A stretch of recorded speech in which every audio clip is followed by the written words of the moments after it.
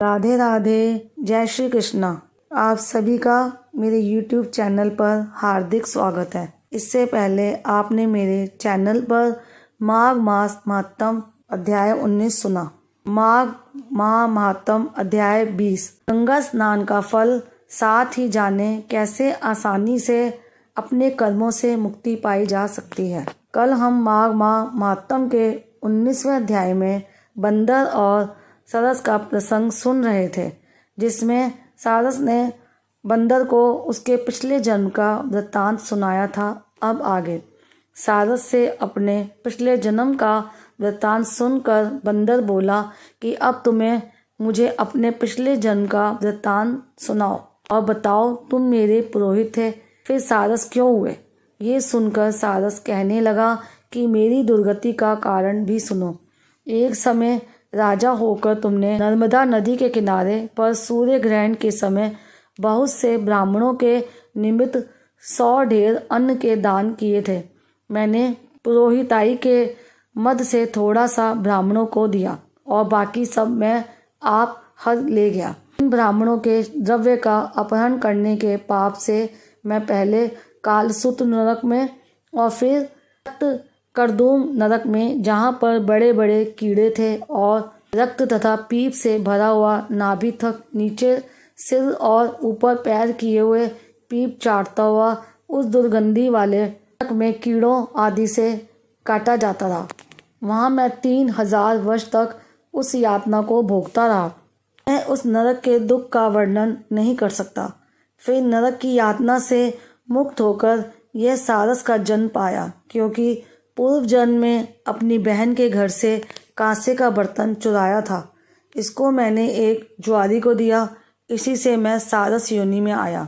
यह मेरी स्त्री पिछले जन्म में ब्राह्मणी थी, इसने भी कांसे की चोरी की थी, इसी से यह मेरी स्त्री और सारसी हुई। यह सब मैंने तुमसे कर्म फल कहा। अब भविष्य की बात भी सुनो। अब मैं, तुम और यह मेरी स्त्री भी हंस होंगे और कामरूप देश में सुख से निवास करेंगे। फिर इसके पश्चात गौर योनि में और फिर जाकर दुर्लभ मनुष्य योनि को प्राप्त होंगे। मनुष्य योनि ही ऐसी है जिसमें पाप और पुण्य दोनों ही करा जा सकता है। इस प्रकार शिव की माया से यह सारा जगत मोह को प्राप्त होता है। न केवल हम ही, परंतु इस संसार के सभी जीव प्रवृत्ति मार्ग में फंसकर अच्छे और बुरे कर्म करते हैं और उनका फल भोगते हैं। इसीलिए सब प्राणियों को धर्म का सेवन करना चाहिए। देवता, असुर, मनुष्य, व्याघ्र, कीड़े मकोड़े सभी से कंटक रूपी मार्ग नहीं छूटता। केवल वेदांत जानने वाले योगी ही इस मार्ग से बच सकते हैं।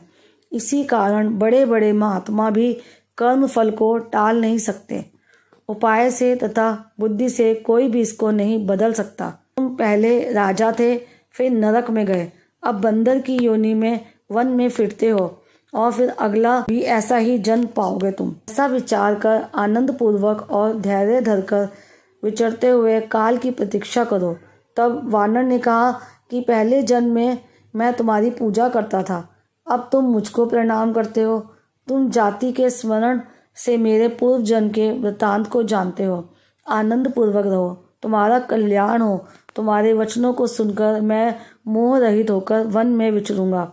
इसके बाद वहाँ प्रेत कहने लगा कि हे पथिक, मैंने नदी के तट पर बंदर और सारस का यह संवाद सुना। तब मुझको बोध हुआ और मेरे मोह तथा शोक का नाश हुआ। फिर प्रेत कहने लगा कि हे पथिक, मैं इस समय तुम्हारे पास जो यह गंगा जल है उसे मांगता हूँ, क्योंकि मैंने इसका बहुत कुछ मातम्य सुना है। मैंने इस पर्वत पर गंगा जल का बड़ा अद्भुत आश्चर्य देखा था, इसलिए यह जल मांगता हूँ। मैं प्रेत योनि में अति दुखी हूँ। एक ब्राह्मण अनिधिकारी को यज्ञ कराकर ब्रह्म राक्षस हो गया। वह हमारे साथ 8 वर्ष तक रहा। उसके पुत्र ने उसकी अस्थियों को इकट्ठा करके गंगा में कनखल स्थान में गिरवा दिया। उसी समय वह राक्षस योनि त्याग कर सदगति को प्राप्त हुआ। मैंने प्रत्यक्ष देखा है, इसलिए मैंने तुमसे प्रार्थना की है। मैंने पहले जन्म में तीर्थ स्थानों में बड़े बड़े दान लिए थे और उनका प्रायश्चित नहीं किया था। इसी से मैं 1000 वर्ष तक इस प्रेत योनि, जिसमें अन्न और जल मिलना अति दुर्लभ है, दुख पा रहा हूँ। योनि में मुझको हजारों वर्ष बीत गए। इस समय आप जल देकर मेरे प्राणों को, जो कंठ तक आ गए हैं, बचाओ। कुष्ठ आदि रोग से भी मनुष्य प्राणों को त्याग करने की इच्छा नहीं करता। इसके बाद ब्राह्मण देवद्युति कहने लगे कि ऐसे उस प्रेत के वचन सुनकर वह पथिक बड़ा विस्मित हुआ और वह अपने मन में विचारने लगा कि संसार में पाप और पुण्य के फल अवश्य भोगने पड़ते हैं। देव, मानव, मनुष्य, कीड़े मकोड़े भी रोगों से पीड़ित होते हैं। बाल तथा वृद्धों को मरण, अंधा तथा कुबड़ापन, ऐश्वर्य, दरिद्रता, पांडित्य तथा मूर्खता सब कर्मों से ही मिलती है। इस कर्म भूमि में जिन्होंने न्याय से धन इकट्ठा किया वह धन्य है। यह सुनकर प्रेत रूपी केरल ब्राह्मण आंसू गदगद वाणी से बोला, हे पथिक, मैं जानता हूँ कि आप सर्वज्ञ हैं। आप मुझको जीवन का आधार जल इस प्रकार दो जैसे मेघ चातक को देता है। तब पथिक कहने लगा कि हे प्रेत, मेरे माता पिता भृगु क्षेत्र में बैठे हैं। मैं उन्हीं के लिए यह गंगा के संगम का जल लाया हूँ। अब बीच में तुमने ये जल मांग लिया।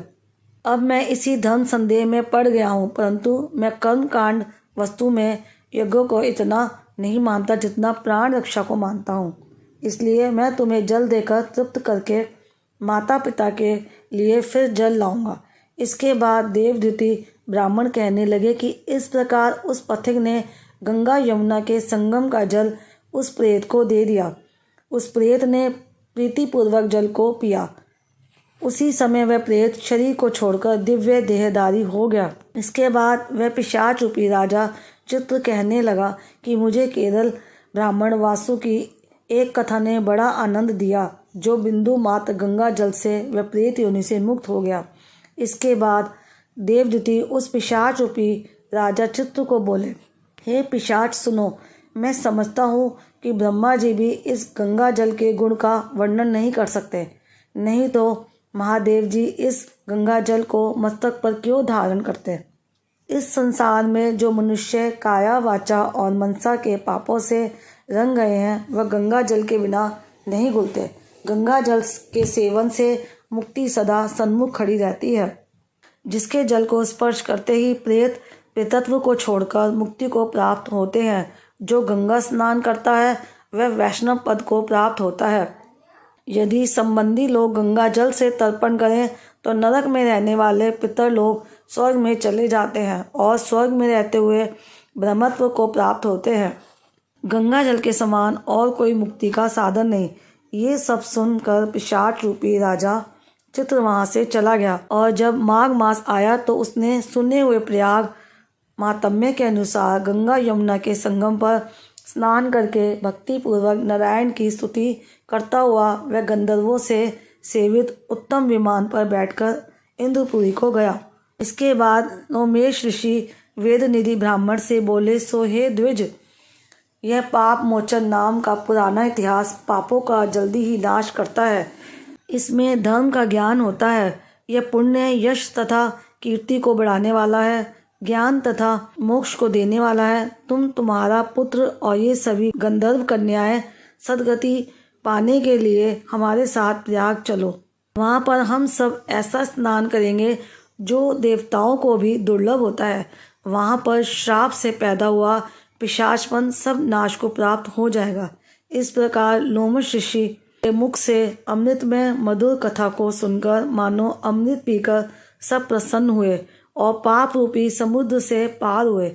इसके बाद लोमेश ऋषि के साथ ही सब लोगों ने दक्षिण दिशा को प्रस्थान किया। माघ माह महात्म अध्याय 20 समाप्तम। प्रेम से मन से जाप करते रहो। हरे कृष्णा कृष्णा कृष्णा हरे हरे, हरे राम राम राम हरे हरे। याद रखो, कलयुग केवल नाम आधार। नाम जाप से ही कृष्णा प्रेम और मुक्ति पाई जा सकती है। अगर आप सब पहली बार मेरे चैनल पर माघ मास महात्म के अध्याय सुन रहे हैं तो आप सभी से मेरा अनुरोध है कि चैनल को सब्सक्राइब करने के साथ साथ बेल आइकन प्रेस करना मत भूलिएगा, ताकि मेरे चैनल पर हर दिन नियम से अपलोड होने वाली वीडियोस की जानकारी आप सभी तक समय से पहुंच सके। राधे राधे। जय श्री कृष्ण।